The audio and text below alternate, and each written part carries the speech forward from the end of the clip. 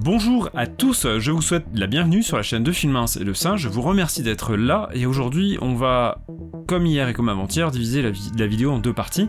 La première consacrée à la question musicale du jour, au sujet musical du jour, et la seconde partie qui va être consacrée à parler d'une chaîne YouTube qui a moins d'abonnés que la mienne, mais qui mériterait d'en avoir bien plus. La question du jour, c'est celle que vous avez été très nombreux à ne pas me poser, c'est quoi pour toi la musique ? La version simple de la réponse serait tout simplement « je ne sais pas ». La version un petit peu plus approfondie serait un petit peu plus complexe, parce que j'ai quand même des pistes de réponse. J'ai pas une réponse définitive, mais j'ai quand même quelques pistes de réponse. Je me suis souvent demandé, comme beaucoup de musiciens je pense, et compositeurs ou mélomanes peut-être même, qu'est-ce que ça m'apporte la musique et pourquoi j'en fais ? Qu'est-ce qui m'attire dans la musique ? Alors peut-être que qu'est-ce qui m'attire dans la musique en soi, c'est peut-être encore autre chose, mais pourquoi moi je fais de la musique et pourquoi finalement j'y reviens ? Enfin, je suis jamais parti, j'ai jamais quitté la musique, mais pourquoi malgré une tentative d'équilibre que j'ai essayé de trouver entre littérature et musique, pourquoi finalement je reviens sur la musique je redonne la priorité à la musique ? Je pense que c'est une histoire de langage, principalement une histoire de langage, plus qu'une histoire émotionnelle, plus qu'une histoire d'affinité artistique, plus qu'une histoire de goût même. Je pense que c'est même pas une histoire de goût. Je fais pas de différence forcément en termes de goût entre littérature et musique. De toute façon, c'est pas comparable, ce sont des choses tellement différentes. Et on sollicite pas forcément la même part de nous-mêmes.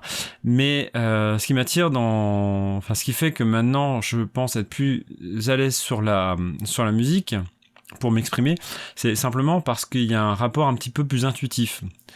J'y reviendrai sûrement à l'occasion, mais c'est un peu comme la photographie. J'ai aussi cherché à comprendre ce qui me convenait plus dans la photographie, et il y a ce rapport à l'intuition, ce côté intuitif. Je crois que en musique, on a moyen de modeler beaucoup plus l'intuition et de travailler ça directement. C'est-à-dire que la musique, c'est un médium qui arrive directement, qui peut nous toucher directement.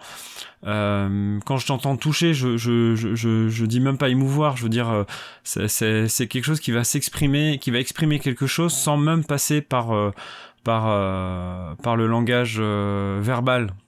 Et c'est peut-être ça, en fait, mon problème, je pense, c'est l'intermédiaire entre les deux. C'est que le langage parlé, en fait j'aimerais bien dire ce que dit la musique, peut-être que c'est en ça que j'échoue dans l'écriture, du moins en partie, parce qu'il y a des tout n'est pas contestable dans ce que j'écris, je pense, mais c'est peut-être pour ça qu'il y a une partie de ce que j'écris qui échoue. C'est parce que j'aimerais, en fait, dans l'écriture, dire quelque chose qui est au-delà de l'écriture. Et alors, c'est pas une question d'être trop ambitieux, c'est que je me trompe dans ce que je cherche et le comment je cherche à exprimer. En fait, j'aimerais réussir à dire des choses que je ne peux pas. Et pour moi, voilà, je crois que c'est pas plus compliqué que ça. C'est une question peut-être de profondeur, en fait. Alors pas de profondeur, alors ça pourrait être péjoratif pour l'écriture, on pourrait considérer que l'écriture n'est pas aussi profonde que la musique, c'est totalement faux. Et pas une question de niveau, mais c'est une question peut-être de situation. Enfin, je veux dire, j'arrive pas à trouver une manière de dire qu'il ne hiérarchise, oui, c'est ça, pas ces deux médiums, parce que c'est très différent. Et donc je pense que c'est ça, c'est ces rapports vraiment intuitifs avec finalement des choses qu'on aimerait réussir à dire, mais qui ont pas forcément de sens pour nous d'ailleurs. Je pense pas que ce que j'ai à dire en musique, ce soit un sens personnel. Je crois pas que ça soit moi finalement. C'est pas de moi que je parle quand je fais de la musique. Je pense que ça c'est pas intéressant, ça intéresse personne. Peut-être que c'est ce que je dis, c'est peut-être mon histoire à moi qui déclenche le besoin de faire de la musique. Ça c'est tout à fait possible, et peut-être même certaines orientations, certains choix en musique. Mais au final, ce que je raconte dans la musique, par la musique, ça n'a strictement rien à voir avec mon histoire. Donc voilà. C'est toujours une piste parce que le format de la vidéo fait que, et que c'est pas, voilà, faudrait que j'en reparle à l'occasion en essayant de structurer un petit peu tout ça.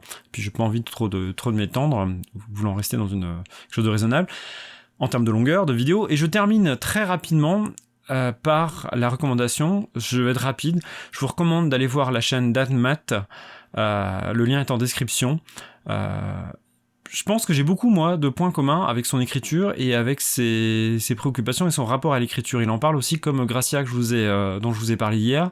Je pense qu'il a beaucoup de points communs avec elle aussi, en allant chercher toute une... on pense l'écriture par l'écriture et par rapport à l'environnement. C'est... Je crois qu'il y a une expression qui revient souvent, je sais pas si c'est lui qui le dit souvent ou François Bon, mais je trouve que ça colle tellement. C'est donc AnMath qui vit à Saigon, parle beaucoup de cette ville et la montre beaucoup, que ça soit en image. D'ailleurs, il a dans ses vidéos, il y a quelque chose de très photographique et ça se voit après. Faut le suivre aussi sur Instagram, c'est assez intéressant ce qu'il fait. Et donc il écrit la ville et je crois que c'est ce qui le préoccupe beaucoup et ça s'en ressent et ça donne des choses absolument magnifiques. Donc allez voir les vidéos d'AnMath. Voilà, il a 173 abonnés je crois et il faut qu'il en ait plus quoi. En même temps, ça rentre en contradiction à ce que je disais déjà sur les abonnés, mais c'est pas grave. C'est aussi un encouragement. Moi, de mon côté extérieur à cette chaîne, j'ai envie que, voilà, allez le voir, et puis abonnez-vous si ça vous plaît, voilà. Et je pense que ça peut plaire à beaucoup de gens. J'ai beaucoup d'admiration pour son travail d'écriture vidéistique. Voilà. Sur ce, je vous dis à demain. Demain, c'est la dernière vidéo de la série, la toute dernière de cette quotidienne. Mais je reparlerai un petit peu de tout ça, je ferai le bilan. Elle sera un peu plus longue. Voilà, je vous invite à revenir. Et on reparle de tout ça. Je vous souhaite une bonne truc. Et à bientôt.